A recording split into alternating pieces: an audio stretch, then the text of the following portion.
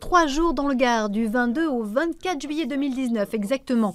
Ce midi, Christian Prudhomme, directeur du Tour de France, dévoilait le tracé précis de cette 106e édition. Lundi 22 juillet, seconde journée de repos à Nîmes, mondialement connue pour la beauté de ses monuments romains.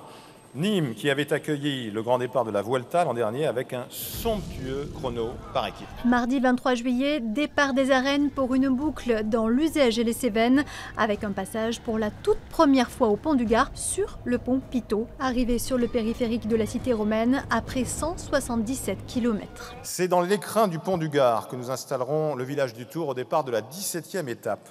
Nous serons au pied de ce qui fut le plus haut pont aqueduc de l'époque romaine, aujourd'hui inscrit au patrimoine mondial de l'humanité. C'est la 4e fois qu'on a le Tour de France, donc je crois qu'on commence à être habitué, on a la technique et puis on a aussi le départ de la Vuelta l'an dernier et je crois qu'effectivement on a été choisi pour une arrivée et pour un départ et une journée de repos, ce qui est assez exceptionnel. 160 coureurs, leur staff, l'organisation, les partenaires, les médias, au total 5000 personnes passeront 3 jours et 3 nuits sur Nîmes et alentours.